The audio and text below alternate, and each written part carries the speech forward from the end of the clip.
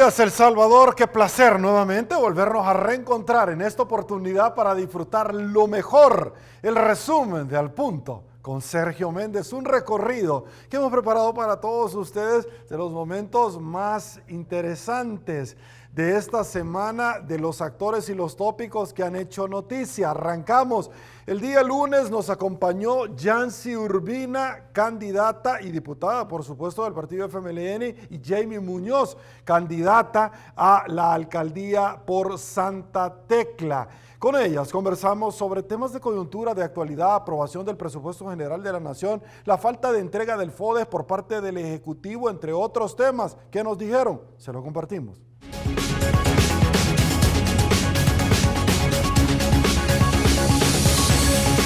Esta mañana estuvieron presentes en la entrevista Al Punto con Sergio Méndez. Jamie Muñoz, candidata a la alcaldía Santa Tecla, diputada y candidata a la reelección Yancy Urbina.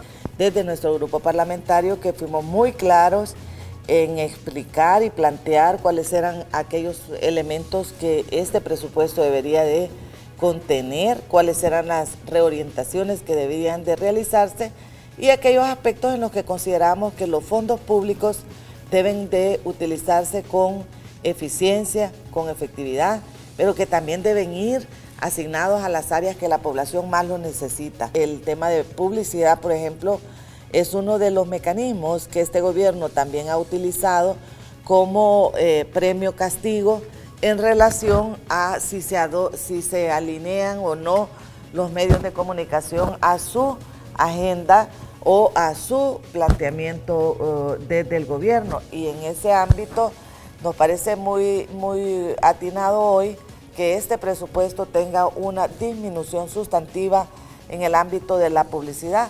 Es importante que no se otorgue al gobierno un cheque en blanco en el presupuesto y áreas como salud, como educación, como la pensión universal deben de ser elementos que se tomen en cuenta en la aprobación del presupuesto. Así que quiero felicitar a Yancy, que está aquí, además que es parte de la Comisión de Hacienda, y sé que han venido haciendo un trabajo muy exhaustivo en la comisión desde hace varias semanas. Es importante, Sergio, que en este momento que el país vive, creemos esos controles y esos mecanismos que no permitan que el poder sea usado de una manera que solo privilegie a unos pocos y no lo haga con la población y principalmente la más vulnerable. Creo que las áreas sociales deben de ser prioridad en los presupuestos de los gobiernos y El Salvador ha tenido una experiencia en los últimos años de invertir una gran parte del presupuesto general de la Nación en programas sociales y lo pudimos ver con el apoyo a los niños, a los jóvenes, a los adolescentes, a las mujeres, y es importante que sigamos en esa dirección. Creo que El Salvador necesita, para combatir los índices de pobreza, invertir más en programas que desarrollen a la gente, que le puedan dar oportunidades, y creo que en esa lógica los gobiernos y principalmente ahora la Asamblea pues le pone un poquito de paro a una versión de un presupuesto que iba encaminada más a invertir en publicidad. Creo que estamos cansados de ver tantos anuncios del gobierno en la televisión cuando sabemos que tangiblemente los beneficios no llegan a la población. Hemos visto también cómo en este abordaje de la pandemia se han comprobado muchas de acciones que no son correctas en la actuación del gobierno. Todavía seguimos esperando a ver cuándo se va a inaugurar el hospital El Salvador y vamos a tener ya un año de estar en este proceso de la pandemia con un rebrote importante en todo el territorio nacional, y ahora más que nunca creo que el gobierno debe de ser menos verticalista, menos arrogante y buscar el diálogo y la concertación. Ningún gobierno puede avanzar y puede dar resultados a la población si no tiene la vocación democrática del diálogo y de la concertación con todos aquellos sectores. Porque a veces tú crees que puedes gobernar solito, pero eso es imposible. Tienes que hacerlo con todos aquellos actores de la sociedad independientemente piensen o no igual a ti. Creo que el gobierno en ese sentido no estaba mandando buenas señales y es importante que la Asamblea Legislativa entonces tenga ese rol contralor y ese rol que permita garantizar los pesos y los contrapesos en este país. Yancy Urbina, la Asamblea Legislativa se redujo también bienes y servicios, entiendo, en este presupuesto. ¿Qué va a suceder? Porque el tema también involucra muchísimo a Fomilenio 2. Ustedes aprobaron un presupuesto adicional que ya se tenía, un empréstito adquirido para el tema de los excombatientes de ambos bandos, también 50 millones para pago de proveedores del Estado, también el tema de pago de las alcaldías y el tema de Fomilenio. Lo hicieron en septiembre del año recién pasado, pero también lo acaban de hacer, el presidente lo vetó. ¿Qué va a suceder con esto? Mire, Sergio, hay una serie de puntos que para nosotros como grupo parlamentario del FMLN han sido claves y formaron parte de nuestro planteamiento estratégico prioritario en el ámbito de la aprobación del presupuesto. Al respecto, déjeme decirle de que incluimos lo de la pensión mínima, que para nosotros era fundamental avanzar, eso se incluyó en el presupuesto. Lo de la pensión básica universal, que también lo incluimos, porque este gobierno, hay que recordar que ese es un programa que constituye un subsidio para las personas que tienen 70 años y que no tienen ningún otro tipo de cobertura de ayuda o de pensión a la que puedan acceder. Y este tema, prácticamente todo el año desde el 2020, este gobierno lo abandonó y no lo pagó. De cómo ha caído en impago de lo del FODES, cómo ha caído en impago de salarios, cómo ha caído en impago de otros ámbitos, de los proveedores, entre otros. Pero este particularmente nos preocupa mucho porque es la población más vulnerable, más expuesta, principalmente a lo largo de lo que hemos tenido este año con una pandemia que ha afectado mucho a las familias, ha afectado mucho la economía de la familia. Entonces ese subsidio es importante. Por otro lado, incluimos dos aspectos que son fundamentales. Uno es el tema de la Universidad del Salvador. La Universidad del Salvador tiene una asignación de más de 20 millones en este presupuesto que aprobamos el 24 de diciembre. Esta es una incorporación que hicimos de todas las reorientaciones de fondos, de recortes a otras áreas. Dedicamos 20 millones a la Universidad del Salvador para dar continuidad a un aspecto muy importante que nos mencionaba Jamie, y es el programa de becas. El programa de becas en la Universidad del Salvador debe funcionar. A la Universidad del Salvador van los jóvenes, las jóvenes que tienen más necesidades y además que aspiran a una carrera universitaria para mejorar su condición y la de sus familias. Ese programa de becas está ahora financiado con el presupuesto al asignarle directamente esos fondos. ¿Por qué tuvimos que hacer eso? Porque el gobierno no le quiere asignar fondos a la Universidad del Salvador. Tiene un manejo prácticamente demagógico con relación al tema de la universidad. Por un lado les dice que les va a apoyar, pero en la práctica lo que está ocurriendo es que no tenía nada de incremento para el funcionamiento de la universidad y menos para los programas de becas, menos para gratuidad, porque recordemos que, como bien nos comenta Jamie, hay un paso importantísimo que dio el presidente Salvador Sánchez Serén de garantizar la gratuidad para todos los estudiantes que vienen de institutos nacionales. Toda esa parte, más de 40,000 estudiantes que están en la Universidad del Salvador, provienen de este segmento de la educación. Pero hay alrededor de 12,000 estudiantes que provienen de colegios particulares que no tenían acceso a esa gratuidad. Y hoy, con esta asignación del presupuesto, van a tenerla. Por otro lado, hay una parte importante que no queremos dejar pasar, la universidad en línea, que es una creación también nuestra. Quiero decirlo porque la creación de la universidad en línea y la apuesta estratégica por la universidad en línea, eso viene de los periodos anteriores del presidente Salvador Sánchez Serén. ¿Qué es lo que estamos haciendo hoy? Ustedes vieron qué es lo que acontece ahora con toda esta situación de la pandemia. la digitalización, la universidad en línea es una necesidad impostergable. Ahora van asignados alrededor de 10 millones para esa área. Y quiero decirles algo más. En el tema de veteranos que usted nos decía, Sergio, el veterano para nosotros es una apuesta histórica. Tenemos un compromiso con ellos. ¿Qué pasaba con el presupuesto de los veteranos que envió el gobierno? Lo envía de nuevo desfinanciado, así como envió desfinanciado en el año 2019 para el presupuesto 2020, tema de veteranos, Fomilenio, que también está, lo dejó sin presupuesto. Ahora lo que hemos hecho en este presupuesto para el 2021 es incorporar los 60 millones que le hacían falta a este gobierno, que no asignó este gobierno a los veteranos. Ahora, este presupuesto va prácticamente completo, pero hay un elemento importante en lo que usted nos decía. ¿Qué pasa con el FODES y con Fomilenio? Con FODES, déjeme decirle, y Fomilenio, de que hay una asignación que hizo la Asamblea Legislativa para salvar la situación de impago en la que este gobierno de Bukele ha llevado al país. Fíjense las consecuencias del impago con lo de Fomilenio. ¿Qué significó? Que El Salvador no pueda ser seleccionado para un Fomilenio 3. ¿Por qué? Porque este gobierno no colocó los fondos para cumplir con la contrapartida. Pero no solo eso, cuando la Asamblea lo asigna, lo que hace es que lo veta esa disposición, ese decreto, donde está hoy en la Sala de lo Constitucional, esperando una revisión de la constitucionalidad, del control constitucional que ese órgano del Estado debe hacer también cuando se dan estas situaciones.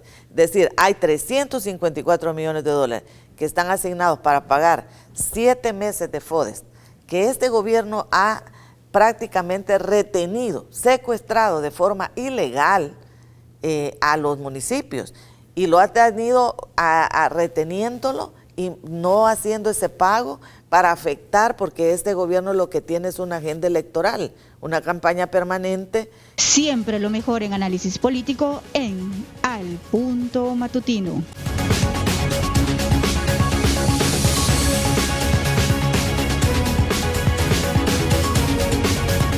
El día martes nos acompañaron dos prestigiosos juristas, Wilber Roque y el doctor también Germán Rivera, ambos destacados abogados, quienes compartieron su análisis con relación a las sendas demandas que han puesto en la Corte Suprema de Justicia las personas que se quedaron varados al no poder ingresar a territorio salvadoreño porque el Ejecutivo se lo impidió, pese a que hay resolución de la Sala de lo Constitucional donde obliga al Ejecutivo en que no puede impedirle a ningún salvadoreño el ingreso a este territorio nacional. Por otro lado, también hablamos de la controversia que está dirimiendo la Sala de lo Constitucional de la Corte Suprema de Justicia en torno a conocer la aprobación de la entrega del FODES, inmediatamente la contrapartida de Fomilenio 2 y también, por supuesto, el pago a los veteranos de guerra que el Ejecutivo vetó y que la Asamblea Legislativa superó hoy por hoy en manos de la Corte Suprema de Justicia, entre otros temas que nos dijeron. Se lo compartimos.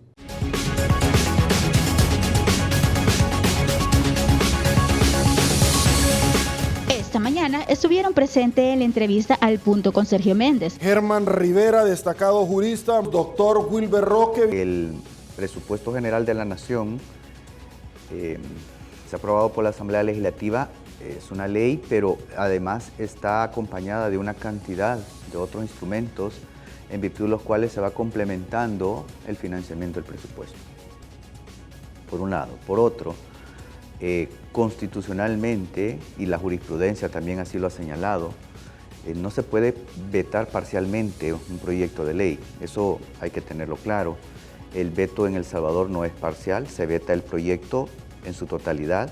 La Ley General de Presupuesto, el decreto legislativo que contiene la Ley General de Presupuesto para el año 2021, ese se va a sancionar íntegramente. Lo que voy a vetar son los decretos en virtud de los cuales se financia alguna parte. Estamos hablando de cosas distintas. Pero si están amarrados y eso implica vetar también la Ley General de Presupuesto en alguna parte y decir que voy a hacer un veto parcial, pues no se puede. No es la historia de México y de otros países que sí se puede hacer, acá no. El artículo 131, atribución octava de la Constitución de la República, sí permite que la Asamblea Legislativa haga esa especie de revisión del presupuesto general de la Nación que le propone el órgano ejecutivo. Igualmente, los artículos 226 y 227 de la Constitución de la República establecen que debe existir un trabajo conjunto entre Ejecutivo y Legislativo para aprobar ese presupuesto. Uno de los principales objetivos que tiene un presupuesto general de la Nación es mantener un equilibrio de ese presupuesto. Ese principio es importantísimo y ahí está radicando el problema entre estos dos órganos del Estado. ¿Por qué? Usted puede observar que la Asamblea Legislativa redujo, por ejemplo, a defensa 26.7 millones de dólares, mantuvo otro presupuesto para salud, por ejemplo, lo mantuvo para educación y eso está muy bien, mantuvo para el aumento de $100 que se le entregaría a partir del próximo año a la Policía Nacional Civil e incluso le aumentó hasta 10 millones más a la Universidad de El Salvador, beneficiándola con 20 millones de dólares. De parte del Ejecutivo, la respuesta es que para ellos no debería la Asamblea Legislativa hacer esos cambios sin consultarle. Me imagino que ellos se refieren a dos sentencias de inconstitucionalidad que la Sala pues en su momento otorgó y esto viene desde antes, por ejemplo la de referencia 4-98, así como también la de referencia 1-19, en donde se estableció primero que al órgano judicial no se le podía asignar un presupuesto menor al 6% del presupuesto general de la Nación. ¿Por qué? Porque el artículo 172 de la Constitución de la República así lo exige. Y por otra parte también se estableció que la Asamblea Legislativa no podía asignar presupuestos sin tener una propuesta anterior de parte del órgano ejecutivo. Entonces, sí, esos dos órganos del Estado deben trabajar en conjunto, así se los exige la Constitución de la República. De hecho, desde la exposición de motivo de la Constitución en 1983, ya se establecía que deberían colaborar entre sí para lograr ese equilibrio.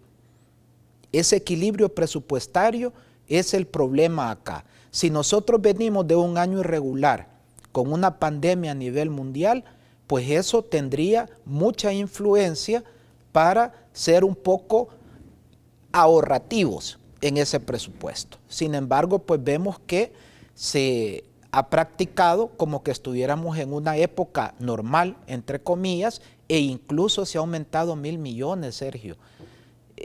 No puede ser, pues, ¿verdad?, que después de que la economía está prácticamente en recesión en nuestro país, empecemos pues a tener un presupuesto sin tener en cuenta ese equilibrio que tantas veces hemos mencionado. Esa sería mi opinión, Sergio.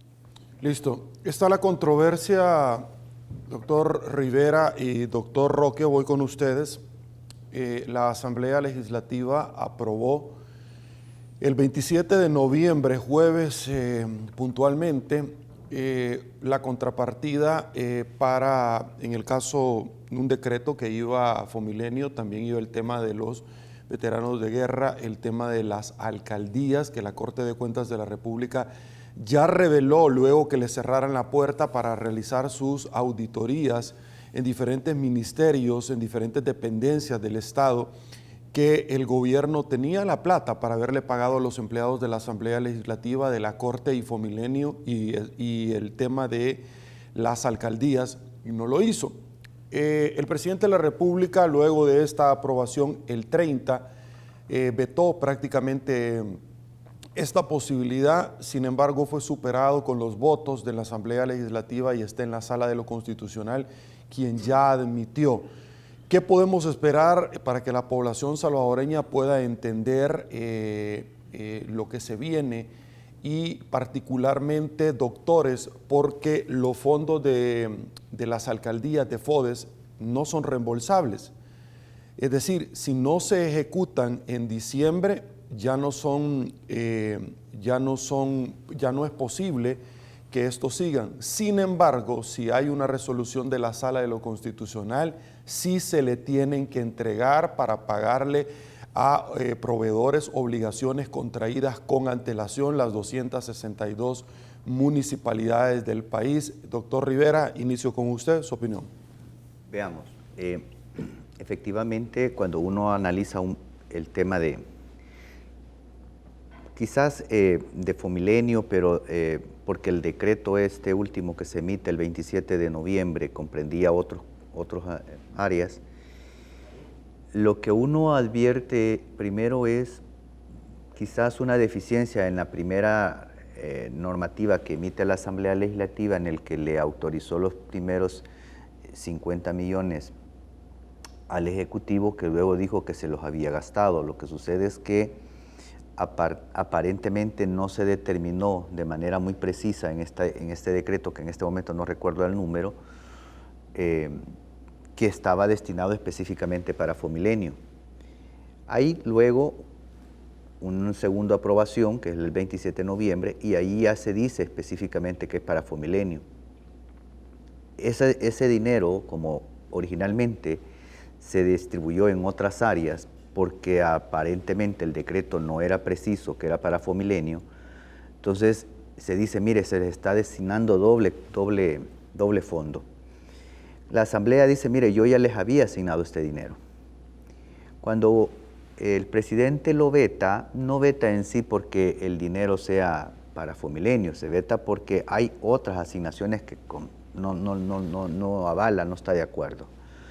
Pero en el fondo, lo que uno advierte en todo esto es un conflicto de mala gestión del dinero, por una parte, pero también de responsabilidad del Estado para el caso del organismo internacional.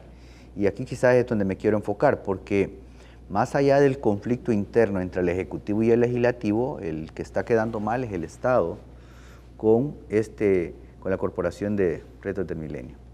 Ahora bien, cuando uno ve este problema, se pregunta, bueno, ¿y al final qué ganamos o qué perdemos? El Estado básicamente ha tenido ya una mala proyección a nivel internacional frente al hecho del incumplimiento de sus obligaciones. Eso ya no se lo quita. Tan es así que no fue considerado, además de no cumplir con otros de los parámetros, como el tema de la lucha contra la corrupción, para un tercer Fomilenio. Pero veamos que también la organización trató y ha tratado de darle espacio al Estado para que pueda cumplir con esta obligación. Se acaba de ampliar el plazo hasta abril del otro año. Pensemos al final de todo esto, qué es lo que la Sala tendría que hacer frente a esta controversia que ya está. Pues primero resolverla en breve tiempo, para que esto no siga generando mayor impacto negativo.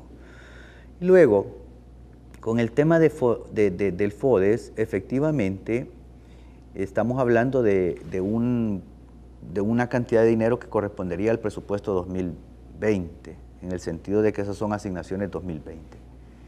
Pues si la Sala lo hace, pues tendría que hacerlo con, de alguna manera, efecto retroactivo, porque pensemos, ya estaríamos en el año 2021 cuando la Sala se pronuncie, y obviamente sería sobre una asignación presupuestaria correspondiente al año 2020, con lo cual encontraríamos un poquito de cambio en la jurisprudencia, porque aun y cuando es una controversia, pero que tendría efecto retroactivo, no es la regla, igual que ocurre con el proceso de inconstitucionalidad. Entonces, eso es llamativo. Entonces, primero es que la Sala resuelva pronto, dos, que lo resuelva, y tendría que ser con un efecto retroactivo para que se integre ese dinero a las alcaldías. Y recordemos otra cosa importantísima, las alcaldías como gobiernos locales tienen una autonomía designada por la Constitución, y además la ley del fondo les permite a ellos contraer obligaciones. ¿Qué pasará cuando estas obligaciones no se cumplan? Pues obviamente vendrán las demandas en contra de las alcaldías, y al final quien va a terminar pagando es siempre el Estado. Es decir, esas obligaciones que las alcaldías tienen con terceros, tienen que respetarlas, tienen que cumplirlas. Y esto también es importante respecto de la empresa, respecto de las personas que contratan con las alcaldías por su seguridad jurídica. Imagínense cuántas empresas más allá de si son pequeñas o grandes, a estas alturas han quebrado también, más allá de las alcaldías que están mal, las empresas que están pendientes que se les paguen esos fondos. Al final es un tema de mala gestión y es un tema de seguridad jurídica también para las personas que prestan sus bienes o servicios al Estado a través de las alcaldías y de responsabilidad internacional del Estado frente a sus obligaciones. Igualmente, en el mismo sentido, esto del FODES ha venido siendo un problema en todo el año y definitivamente nunca alcanzaron los acuerdos correspondientes. Sabemos que a través de una ley se aprobó y que es obligatorio el otorgarlos. Sin embargo, pues como se redireccionaron algunos fondos, pues luego se manifestó que se necesitaba préstamos para poder cumplir con esas obligaciones. Es interesante porque dentro de un presupuesto ya va asignado para cada circunstancia cuánto es que se va a invertir en el año. Y no es tan fácil como decirlo que se va a transferir el presupuesto de una cosa para otra. No es tan sencillo eso. Se necesita de muchas autorizaciones y, como muy bien lo ha dicho acá el colega, lastimosamente a nivel internacional es el Estado el que está quedando mal. Usted se puede ubicar como una persona natural para los amigos televidentes. ¿Qué ocurre cuando alguien va a hacer un préstamo y no cumple sus obligaciones? Queda mal. Seguramente a futuro ya no le van a dar otro. Esta ayuda que se estaba dando al Fomilenio requería una inversión por parte de El Salvador y una inversión muchísimo mayor que nos estaba entregando Estados Unidos. Sin embargo, al atrasarnos nosotros y no dar esa cantidad de dinero que ya estaba pactada, pues ellos también dicen, mire, no podemos continuar si ustedes no cumplen con su parte. Siempre lo mejor en análisis político en Al Punto Matutino.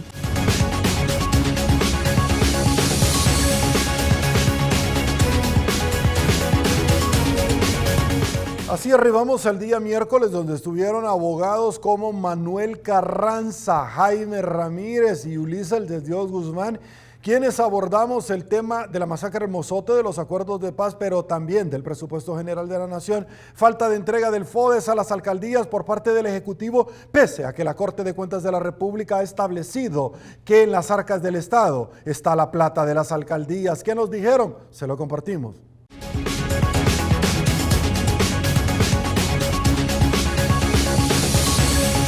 Esta mañana estuvieron presentes en la entrevista Al Punto con Sergio Méndez. Manuel Carranza, muy buenos días, un gusto. Licenciado Ulises del Dios Guzmán, licenciado Jaime Ramírez vía Skype, un gusto.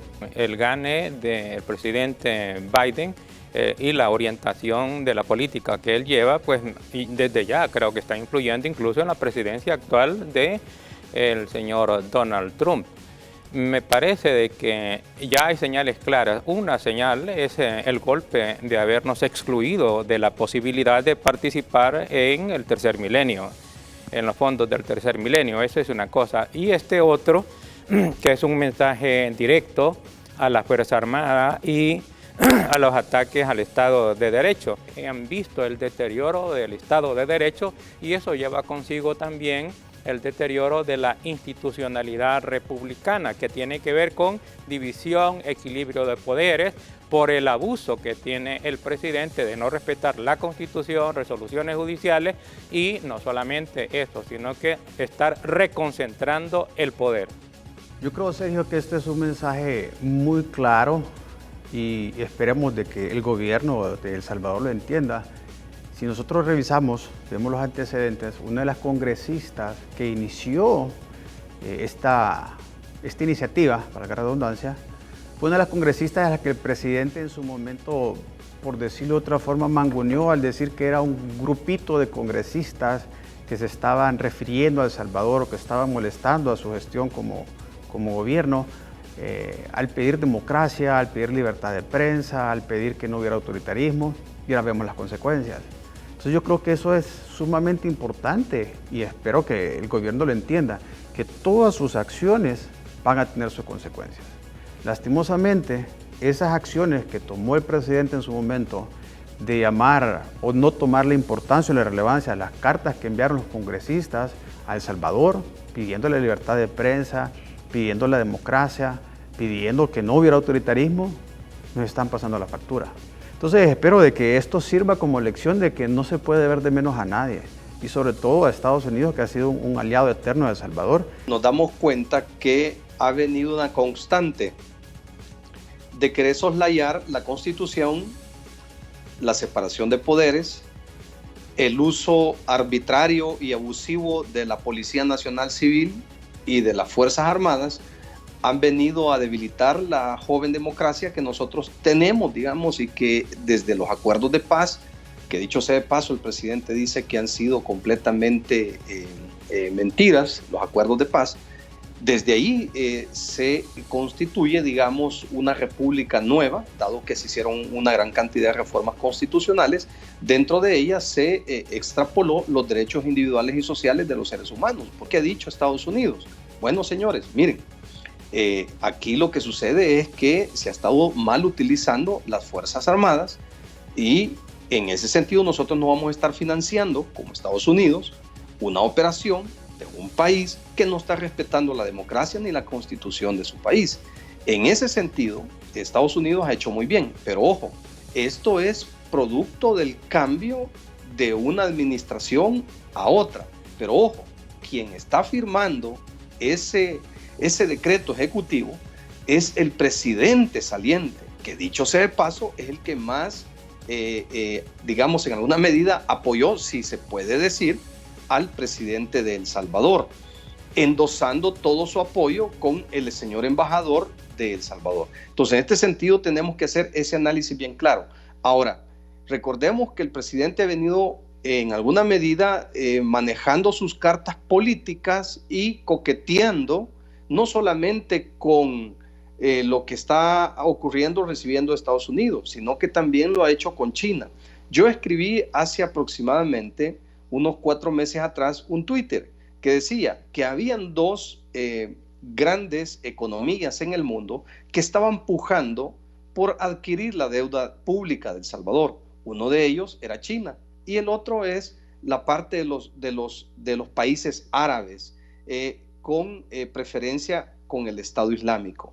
Entonces, ¿qué ha ocurrido cuando se da el cambio de timón en Estados Unidos? Inmediatamente el señor presidente anuncia el fortalecimiento de las relaciones con China. Entonces yo creo que por ahí va a ir el camino del presidente, en el cual estos próximos años que le quedan, y que comience a sentir la fuerza y comience a sentir la presión de los Estados Unidos por el cambio de administración, pues se va a ir corriendo, pienso yo, hacia el fortalecer sus relaciones con China. Y esto para mí es preocupante porque recordémonos cuál es el sistema de gobierno de China. Es completamente comunista. No se permite la disidencia y no se permite que nadie esté en contra de los que detentan el poder. Y eso, hasta cierto punto, es preocupante. Ok, vamos con el otro tema, y es precisamente la situación que está viviendo nuestro país. Licenciado Ulises del Dios Guzmán, el juez quinto de paz de la jurisdicción de San Salvador, que está relacionado con el tema, determinó un sobreseimiento definitivo. Estamos esperando la resolución para poderla analizar. Sin embargo, el fallo del señor juez fue en torno al director de la Policía Nacional Civil ante la llegada a la Asamblea Legislativa del señor presidente de la República y el desafuero. Debo de preguntarle, porque se dijo la jugada maestra de que él llega a la Asamblea Legislativa ya no gozando de una investidura, se sienta como tal, se señala que ya había puesto la renuncia, raramente el diario oficial con desfase la habían publicado, pero dicen los defensores ahorita la están presentando, es decir, el principio de publicidad no se había dado en la Asamblea Legislativa. Algunos argumentan de la configuración de otros delitos penales. El tema es que el juez de paz determinó una nulidad. No sabemos si es relativa o absoluta todavía, estamos esperando la resolución con relación a una falta de notificación. Si el delito lo había cometido antes de tener fuero, ser viceministro nombrado, y él renuncia a este cargo, las cosas vuelven a su estado normal. ¿Cuál es su opinión? Porque el juez no está diciendo no hay delito. Existe una controversia que puede ser dirimida ante la sala o ante la cámara respectiva e incluso ser acusado por otros delitos adicionales. ¿Su opinión? Bueno, son dos puntos aquí. Uno es el sobreseimiento definitivo y otro es la calidad de viceministro de Seguridad. Para comenzar, ese cargo no debió de haberlo aceptado ni haberlo ejercido, porque es incompatible tanto con lo que dice la Constitución como lo que dice la ley orgánica de la misma policía, de modo tal que aceptarlo y sobre todo fraudulentamente, y lo han confesado, porque era para protegerlo supuestamente para que no lo procesaran penalmente. Entonces hay una aceptación del cargo fraudulento, entonces hay ahí probablemente delitos o bien sea de actos arbitrarios o delito de incumplimiento de deberes, que sería aparte de los que ya ha cometido. Con relación a la resolución, como dice la Constitución de la Asamblea Legislativa, que es vinculante para el presidente, es que los constituyentes, cuando formularon la Constitución, no creyeron que podíamos tener un presidente bruto, realmente inculto, ignorante, grosero, irrespetuoso de la Constitución, sino que mínimamente culto, aceptable, y que una resolución de la Asamblea Legislativa, máximo representante político de la sociedad, iba a ser obedecida por el presidente. Entonces dijo, es vinculante y el presidente debe de cumplirla. Pero en el fondo, quien decide si es o no funcionario público es la Asamblea Legislativa. Por tanto, el señor comisionado, ya no es el director de la Policía Nacional Civil. Lo que está haciendo ya sería cometiendo nuevos delitos porque sigue ocupando el cargo. Ahora, con relación al sobreseimiento, el Código Procesal Penal regula este punto en dos artículos, uno el 350 y otro el 300. El 300 donde dice qué es lo que puede o no puede resolver en la audiencia inicial el juez de paz, y ese artículo hace referencia a el 350, que es donde están las causales de sobreseimiento. En este artículo 350 establece causales en términos generales de sobreseimiento definitivo, pero también establece causales específicas para los jueces de paz. Y con relación a los jueces de paz, dice específicamente este artículo que solo podrá sobreseer cuando el hecho no haya existido, que no es el caso, el hecho ha existido. Cuando el hecho ha existido pero no es constitutivo de delito, y eso es una cuestión de discusión de fondo, no para resolver en la audiencia inicial, o cuando está suficientemente probada alguna causal excluyente de responsabilidad penal, que es una cosa diferente, como legítima defensa, inimputabilidad, etcétera. Es decir, son cosas distintas. ¿Qué es lo que más se le pudiera parecer? Que el hecho ha existido y que no es constitutivo de delito.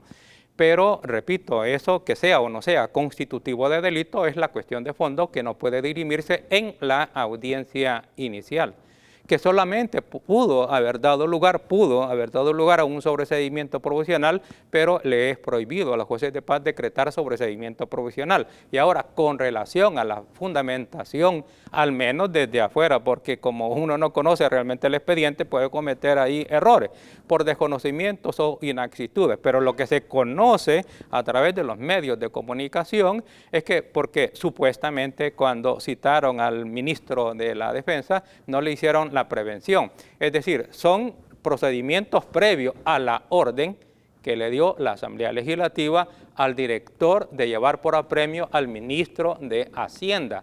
De modo tal que aquí lo que tenemos es que el señor director de la policía hasta ese momento no puede él calificar la juridicidad de la resolución que le están dando, sobre todo porque se trata de trámites previos a la orden que le están dando. Y si se le permite que este antecedente quede así, esto sería como autorizar al director de la policía a que califique la juridicidad de las resoluciones, no solo de la Asamblea Legislativa, también del órgano judicial, de los mismos jueces, del mismo juez que le está sobreseyendo y eventualmente hasta de la misma Fiscalía. La Fiscalía podría decretar, digamos, una detención administrativa y el director calificar si le parece o no le parece que cumple con los requisitos legales. Es una cosa totalmente absurda. No es la función del director calificar la legalidad o ilegalidad de las órdenes, sino que cumplirla, y va a ser otro tipo de procedimiento y otras personas, otras partes, los que podrán discutir sobre legalidad o ilegalidad de las órdenes que haya recibido. Por tanto, el señor que ha sido director de la policía ha cometido el delito de incumplimiento de deberes. Esa fundamentación que le han dado por el sobreseimiento definitivo es algo que él está inhibido al señor juez de paz y la Fiscalía está obligada consecuentemente a impugnar, a apelar esa resolución, porque eso causaría un grave daño, un grave deterioro al equilibrio de poderes, porque estaría el uso de la fuerza prácticamente de toda la institucionalidad democrática estaría en manos del director de la policía, lo cual sería absurdo. Manuel Carranza, su opinión. Sergio, yo creo que no quiero pensar de que los medios de comunicación o que la presión que ejerce el presidente a través de las redes sociales está teniendo influencia en el órgano judicial. Porque hay ciertas actitudes que a la luz de todos son totalmente claras y los jueces como que están dudando al momento de fallar porque voy a tener a toda un equipo social, mediático en contra mía. Y creo que eso es muy peligroso. En el pasado hemos visto de que lo que mantiene la democracia en El Salvador, lo que nos da la seguridad jurídica es la imparcialidad y la independencia de los jueces. Pero este año hemos visto la presión inclusive que se ha tratado de hacer sobre los magistrados, la presión que se trató de hacer sobre la sala, poner un país en contra antes y todavía sobre la sala de lo constitucional de la Corte Suprema de Justicia. No digamos sobre un juez de paz. Entonces yo creo que eso es muy delicado. Hay que analizar lo que va más allá de que si un juez de paz dijo o no que no va a proceder el proceso. Tenemos que analizar el efecto que está teniendo las decisiones o la presión mediática que puede ejercer el gobierno central sobre todo uno de los tres poderes del Estado, que es el órgano judicial. Porque ahora puede ser, gracias a Dios, quedó ahí nomás. O sea, el director de la PNC cometió un delito, pero no pasó a más. ¿Qué hubiera pasado si pasa más? ¿Qué pasa si el fiscal general da una orden puntual? Vayan a detener a tal persona porque es un narcotraficante comprobado. Vayan a detener a tal funcionario público porque es comprobado que ha cometido un homicidio. Va más allá, Sergio. ¿Qué va a pasar ese día? ¿Qué va a pasar ese día que sea en un caso como esos y que el director de la Policía Nacional Civil, quien debe de apoyar a la Fiscalía, quien debe de velar porque se cumpla el Estado de Derecho y que se cumplan las leyes, no obedece? Entonces yo creo que lo que todos tenemos que pensar es ¿qué puede pasar? Porque todavía estamos en un momento, y lo repito, coyuntural, que han pasado muchas cosas malas, pero no ha llegado lo peor. Entonces yo creo que esos son los puntos que nosotros tenemos que pasar, porque al final el calor, esto en 2 o 3 meses ya se nos olvidó qué pasó y la cosa sigue y sigue y sigue hasta un momento que ya es muy tarde. Entonces yo creo que el mensaje sería más que todo para los jueces, para el órgano judicial, que no tienen que ceder ante las presiones. Esa es su labor. Su labor es velar por el bien y porque... Siempre lo mejor en análisis político en Al Punto Matutino.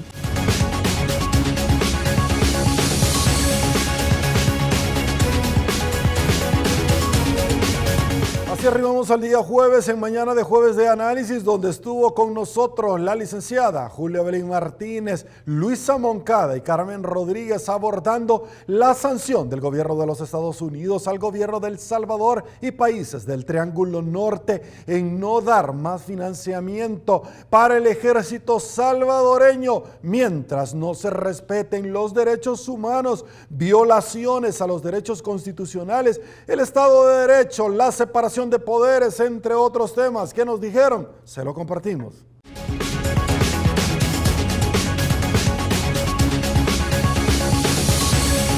Esta mañana estuvieron presentes en la entrevista al punto con Sergio Méndez. Licenciada Julia Evelyn Martínez, Luisa Moncada, un placer saludarla, ¿cómo está? Carmen Rodríguez, un placer saludarla, ¿cómo está? Yo me temo que el 2021 no se vislumbra bien y yo tengo muchos temores para el próximo año. Espero, como siempre digo, equivocarme, pero es bastante difícil equivocarnos si las tendencias, digamos, de la sociedad salvadoreña, los comportamientos, las actitudes de la sociedad salvadoreña continúan sin transformación. Creo que vamos a un año bastante difícil. El Salvador sí ya entró oficialmente y formalmente en recesión económica. Pero además esta tendencia a la recesión económica, que significa que en lugar de haber crecimiento económico, se va a crecer o no se va a crecer o se va a crecer de manera negativa. Eso es lo que significa recesión económica, es decir, como que estamos en receso en términos de crecimiento económico. Es importante que todos los salvadoreños estén informados y sepan por lo menos lo básico de cómo funcionan estos procesos, cómo se desarrollan estos procedimientos, cuáles son los pasos que se siguen, como ya lo escuchamos en el nota anterior, por qué el presidente Bukele no va a poder vetar todo el documento, porque hay que respaldar el hecho de que se ha recortado estas plazas ad honorem y vayamos más allá, salvadoreños.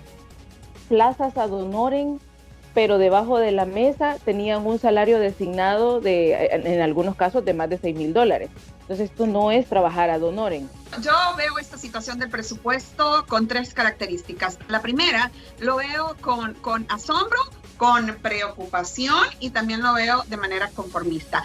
Les explico por qué. Primero, con asombro por la enorme ignorancia política que han demostrado al dar esas declaraciones tan divinas de que se van a gastar el dinero en 4 meses sin saber ni cómo funciona la administración de fondos del Estado, sin saber cómo se entrega y demás. Lo veo también con asombro porque digo, ok, pues los diputados hicieron ya para terminar el año y disminuyeron presupuestos en cosas que estaban intocables hasta el día de hoy, en los temas, por ejemplo, de publicidad, como bien lo han dicho Julia Evelyn y como lo ha dicho Carmen, y también, por ejemplo, le disminuyeron, es que yo me imagino que ha de ser muy difícil para el presidente poder superar esta situación, pobrecito, de verdad, porque se le redujo a ANDA $22 millones que estaba destinado a indemnizaciones.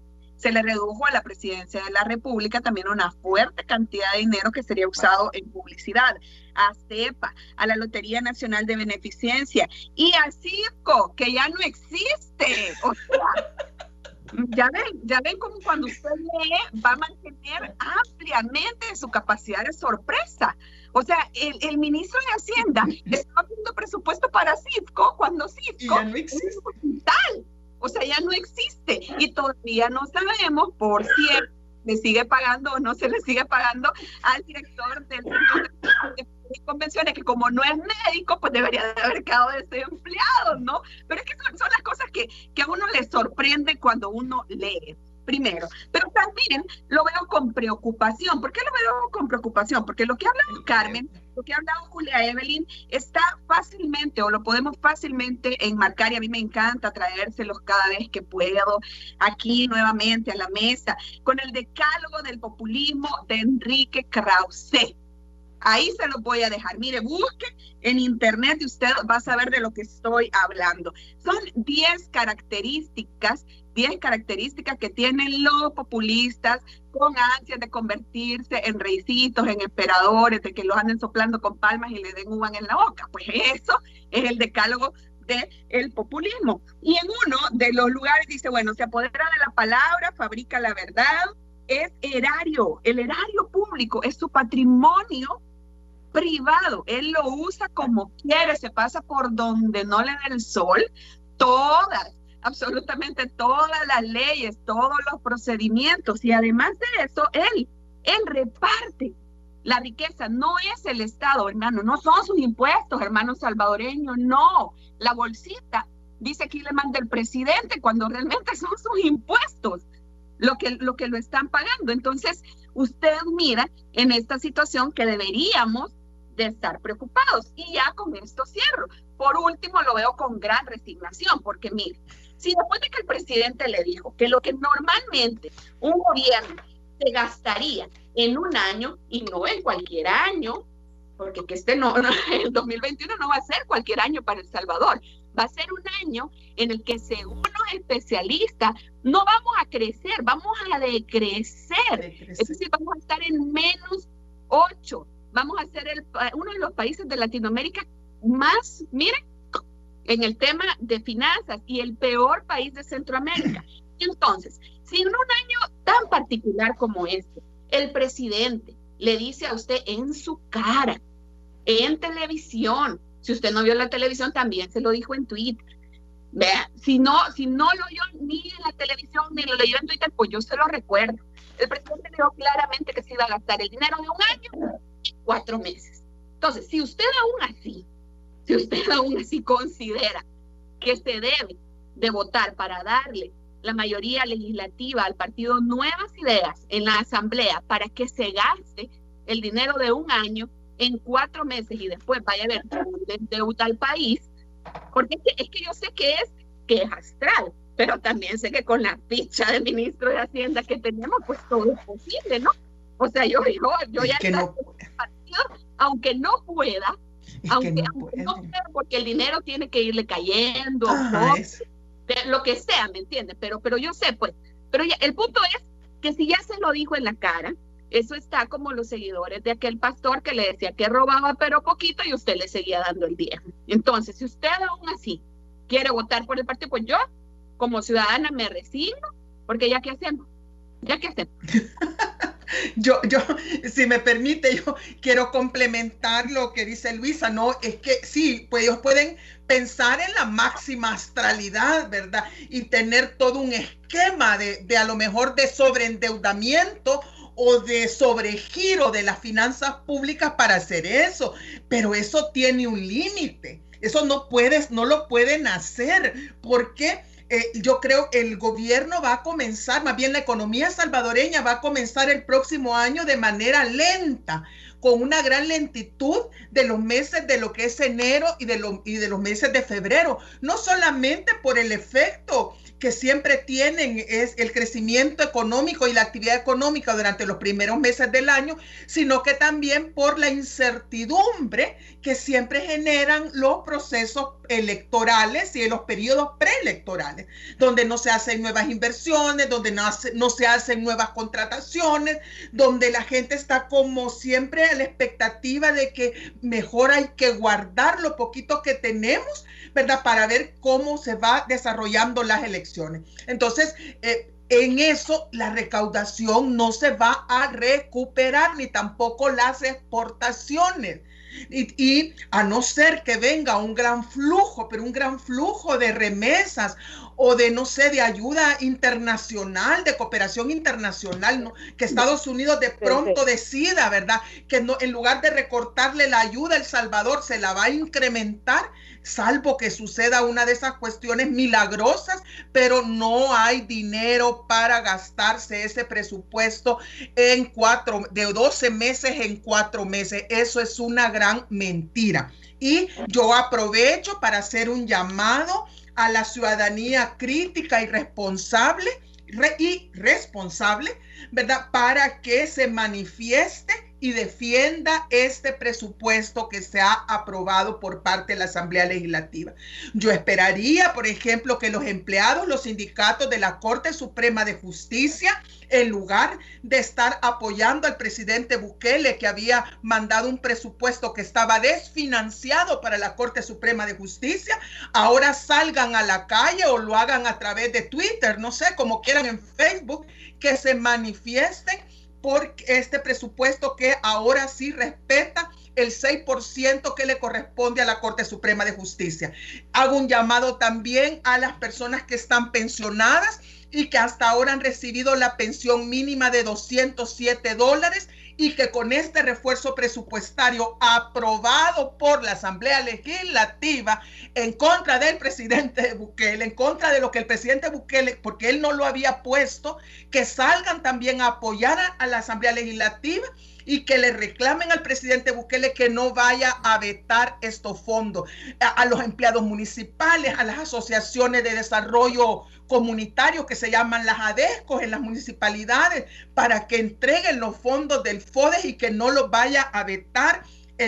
Bueno, los veteranos de guerra ya salieron a la calle, ya salieron esta semana para apoyar que finalmente sí se les va a dar todos los fondos que estaban destinados para el Instituto de los Veteranos, de los pensionados de la guerra, ¿verdad? Entonces, yo creo que es el momento que el presidente Bukele tiene que sentir que la población no solamente está, no sé, como recibiendo sus mensajes y creyéndole todo. Siempre lo mejor en análisis político en Al Punto Matutino.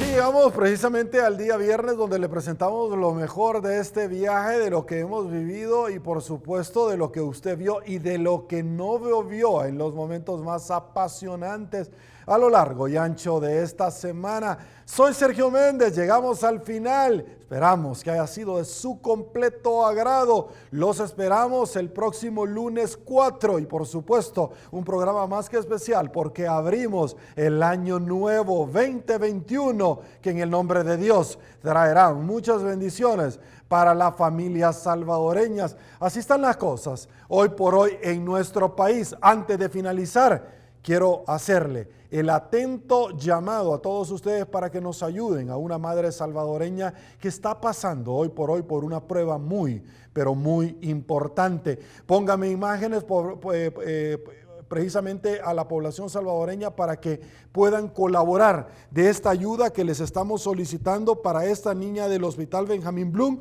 Marisol Guardado. El número de teléfono para que usted nos pueda acompañar al 71 55 42 58. ¿Qué necesita ella? Una gran cantidad de elementos de medicina. Aquí la tenemos, la niña Vicky Guardado, de 2 años, 6 meses, necesita de nuestra ayuda. Nació prematuramente de 23 semanas, lo que le ha ocasionado un diagnóstico clínico de membrana hilinaria grado 4, es decir, asfixia neonatal. Adicionalmente ha sufrido 12 paros hasta este momento, ha permanecido desde que nació en el Hospital Benjamín Blum.